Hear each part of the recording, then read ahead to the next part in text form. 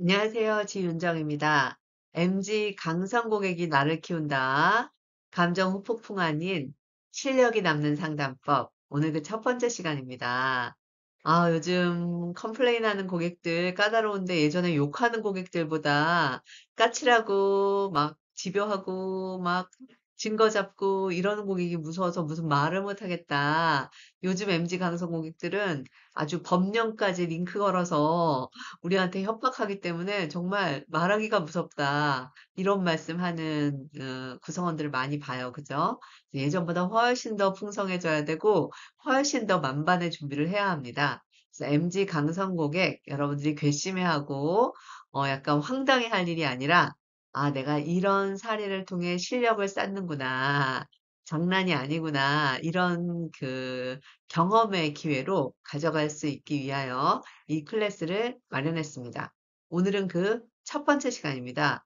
왜 전화를 바로 안 하고 이렇게 댓글 남기고 게시판에 올리고 또 채팅하고 챗봇하고 대화하고 다 근거들을 캡처해서 증거가 장난이 아니게 많잖아요.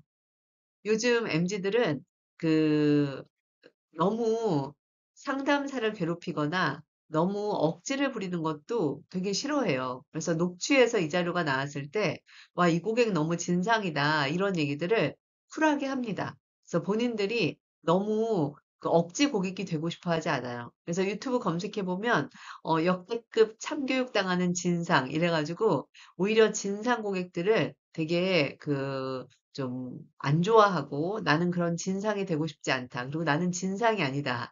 라고 스스로를 생각합니다. 근데 우리 입장에서 볼 땐 마찬가지 진상이거든요. 되게 집요하고 말도 안 되는 거 가지고 물고 늘어지고 억지 부리고 그러는데 그들은 스스로가 진상이라고 생각하지 않아요. 그래서 되게 근거를 가지고 캡처하고 논리정연하게 따지기 때문에 욕을 하거나 무례한 경우가 별로 없어요. 되게 차분하게 말해요. 그래서 오히려 우리가 방심하죠. 이 사람 이 일이 이렇게 커질 일인가? 아니, 맨 처음에 얘기할 때 괜찮다고 하지 않았나?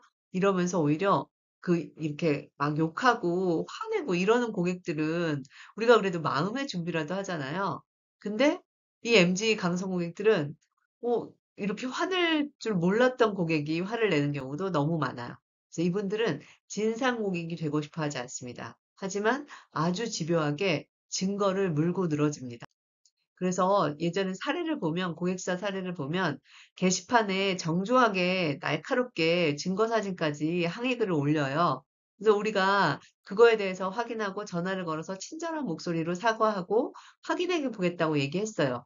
사실 우리는 게시판 보고 확인 전화한 거니까 할 만큼 한 거다라고 생각하는데 이 고객은 네, 그럼 기다릴게요 라고 말하고 끊어요. 그리고 아무런 피드백 없이 고객은 별점 1점을 남기고 그냥 계정을 탈퇴해요. 아니, 우리가 사과 전화까지 했는데 왜 이러는 걸까? 의아하죠. 근데 고객은 감정을 달래고 친절한 걸 원하지 않아요. 명확한 해결책과 근거와 맥락에 맞는 그 어떤 납득 가능한 해결책, 이걸 원하는 거지 사과를 원하지 않았다는 거죠. 그래서 성의 있는 대응으로는 만족하지 않는다는 거예요. 그래서 MZ 강성 고객들한테는 기존의 방식으로 상담하면 안 먹혀요. 그걸로만은 안 돼요. 예, 그것도 없으면 안 되겠지만 그것만으로는 안 된다는 거죠. 그래서 고객이 침묵하고 알았다고 한다고 수용한 것도 아니라는 거예요. 그래서 MG 심리 인사이트를 보면 우선 MG들은 자율성과 정보 접근권이 되게 많잖아요. 그래서 다양한 정보와 다양한 채널로 우리한테 항의를 합니다. 예전엔 전화로 항의하고 그 채널에 하나의 채널을 썼다면 요즘은 채팅도 하고 챗봇한테 문의도 하고 게시판에도 남기고 전화도 하고 그리고 그 근거들을 하나하나 다 녹취를 고객들도 한다는 거죠. 정보 접근성이 장난이 아닙니다. 그리고 권위 대신 시스템을 신뢰해요. 사람의 사과가 중요하지 않고 어떤 시스템에 의해서 이런 일이 생겼는지 이런 훨씬 더 근원적인 용역직인지 파견직인지 계약직인지 정규직인지 내부의 구성원들이 사실 권한이 없다는 것도 이분들은 너무 잘 알아요. 그래서 직원의 사과를 믿지 않는 거예요.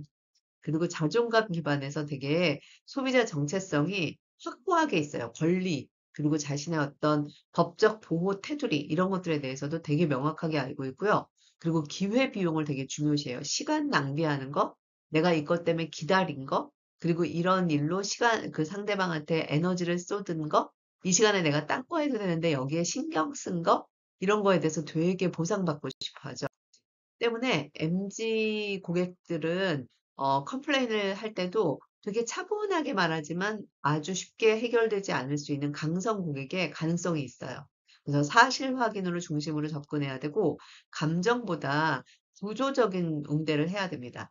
그리고 고객 페이스를 맞춰야 돼요. 이분이 어느 선인지, 얼만큼 와 있는지, 어떤 것들을 확인했는지 사진해 가면서 해야지 무조건 그냥 해결책을 제시하고 이분이 넘어가겠지라고 생각하면 안 된다는 거예요.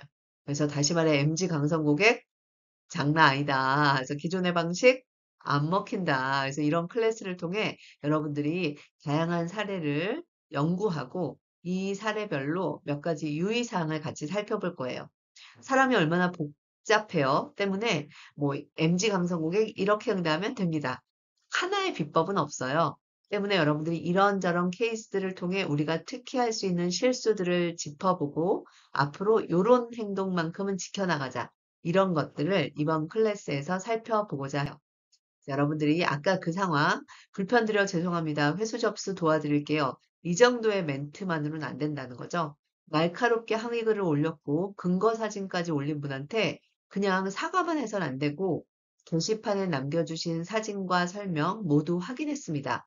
상품 불량 문제는 검수 단계에서 누락된 것으로 보이고 현재 단종된 상태라서 대체 상품 또는 환불로 안내해 드릴 수 있습니다. 해당 이슈는 검수 프로세스 개선 대상으로 보고 있어 내부 공유를 완료했습니다. 이런 경위와 그 사진을 통하여 우리가 검수만 하는 게 아니라 회수만 하는 게 아니라 어떤 이유가 있었고 앞으로 어떤 조치를 취할 것이며 고객님의 이 고견 말씀은 얼마나 우리 회사에게 중요한 정보가 됐는지 이런 것들에 대해서 아주 풍성한 답변과 감사와 재발 방지 약속까지 했어야 되는데 그런 게 없이 그냥 회수 접수하겠다. 이 정도의 말이었기 때문에 고객은 알겠어요. 이 회사 몹쓸 회사네. 이 회사 신뢰할 만한 회사가 아니네. 이러고 별점 1점 남기고 나와버린 거예요. 그래서 여러분들이 앞으로 이렇게 각 컨텐츠마다 사례에 대해서 원래 우리의 답안과 그걸 전문가 입장에서 어떻게 수정할 수 있는지를 계속 제시해 드리겠습니다. 다음 컨텐츠에서 또 봬요.